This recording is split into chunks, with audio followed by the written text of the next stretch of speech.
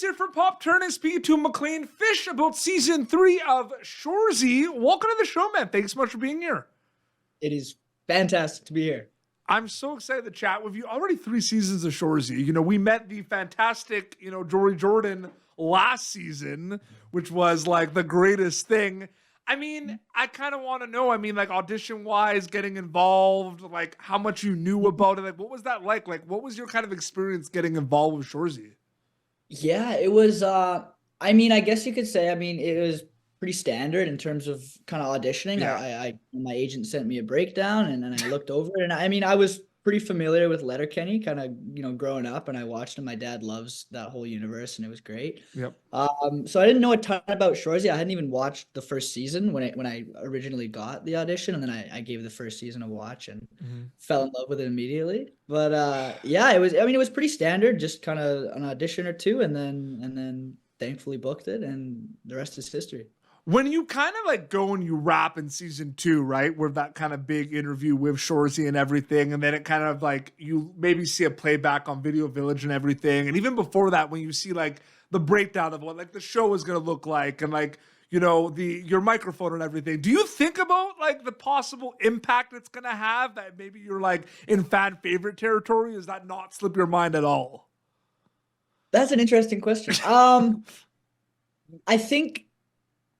No, in season 2, I don't think I did, and I don't think anybody did really.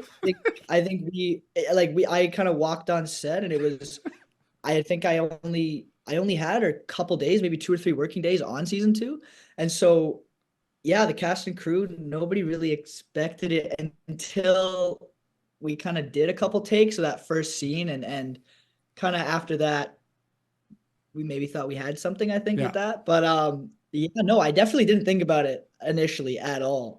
It was in my eyes, even upon reading the script, it was kind of a minor character. Yeah.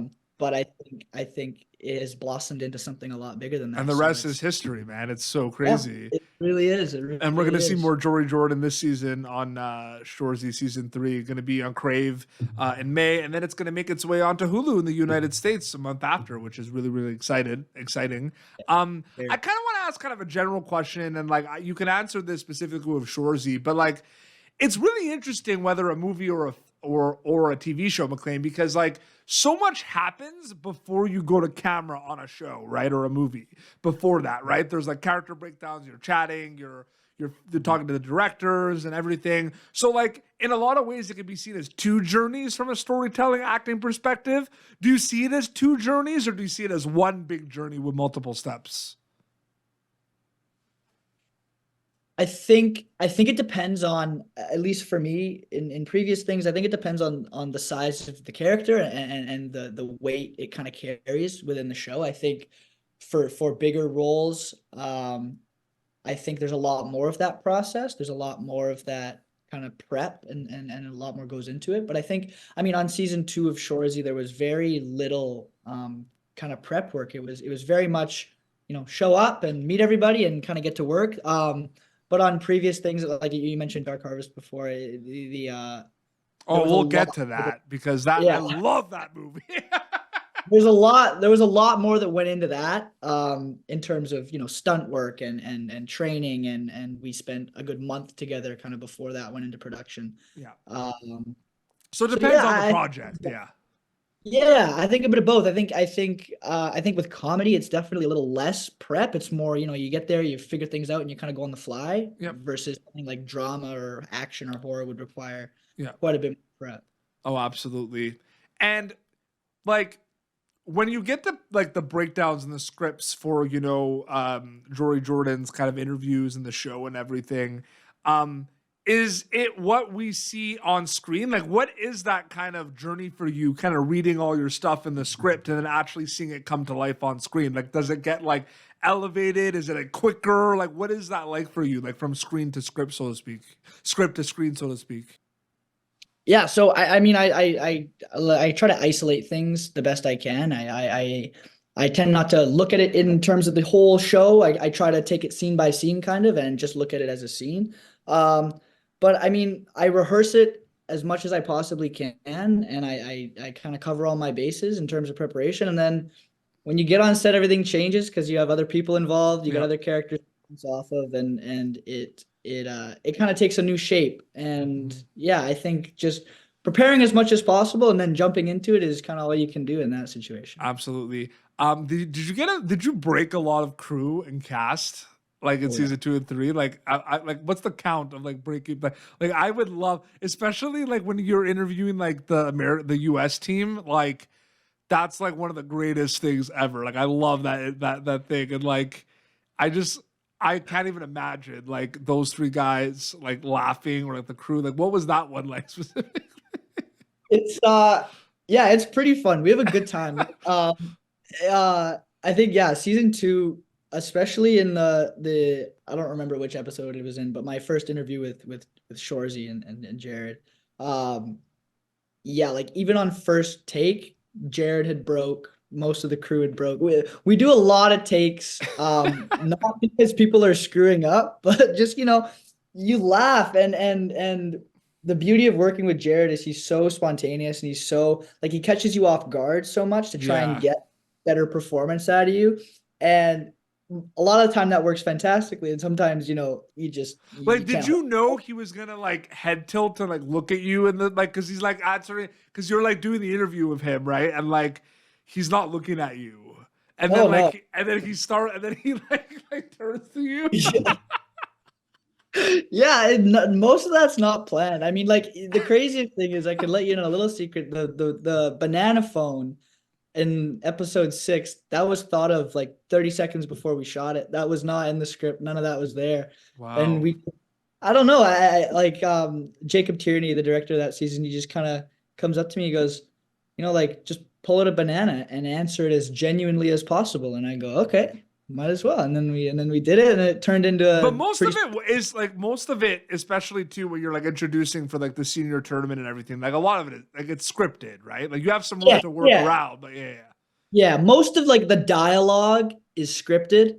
It's more the action and what we're doing or the beats. But there is a handful of things that get swapped around on the day. But for the Yeah. most part, it stays pretty true to the How script. pumped are you that part of the season 3 promo there was like the Jory Jordan like reel that's circling around? That's so sick. It's tons. Yeah, the last like week, it's been every day. It's a lot.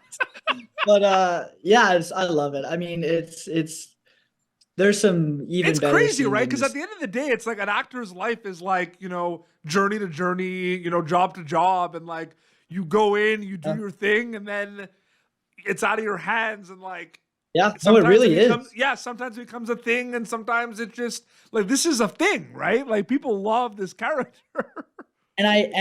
It's still kind of surreal to me. It's not, it hasn't really sunk in. I think this season it will sink in more Yeah. because of there is more of Jory, but yeah, it's pretty surreal the amount of people that care about this show and the fans that it has. Like I was driving down a street the other day, and somebody had a bumper sticker that said Shoresy for President 2024. I just rolled down my window. I said, "Nice bumper sticker, man." You didn't recognize Did me, you but recognize? it was no. But I think it was one of those moments where you're not expecting it. But yeah, it's just Oh, stuff I like hope that. he watches Pop Turtle because we've interviewed a lot of your cast.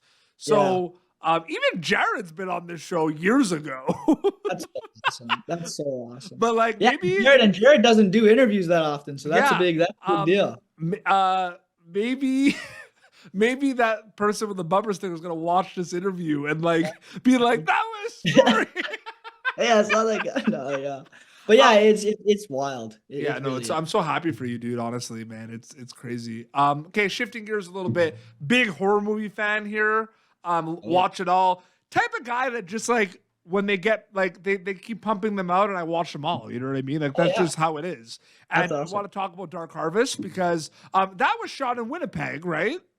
That is correct. Yeah, Yes. and I just want to kind of know, like, you make that movie, and it's kind of like what we said about Shoresy, right? Like, you work on something, and then like it's out of your hands, so you wait, and then things get thrown at the wall, and you see what sticks, so to speak. But like, what's it like working in the horror movie genre at a time where like those are the movies to like work in, those are the movies to watch? Like, it's such a popular genre right now, man.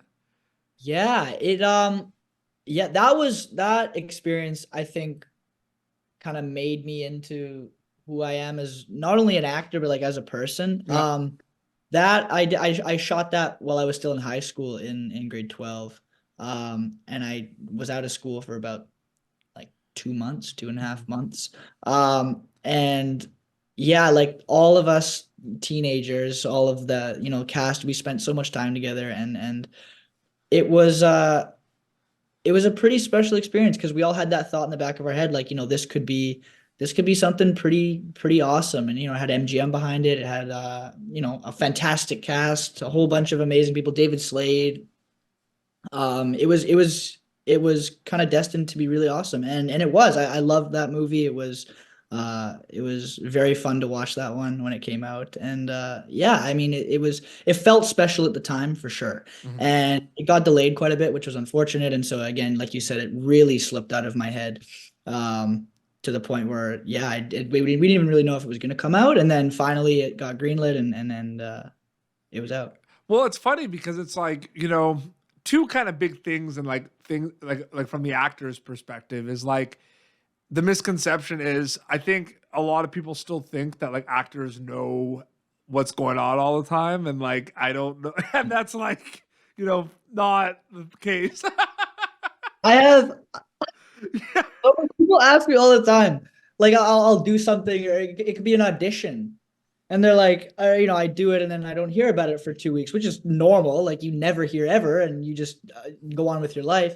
But people always ask, like, oh, what's going on with that, or no, like, did you hear about that, or who's involved with that, or even on projects that I've worked on.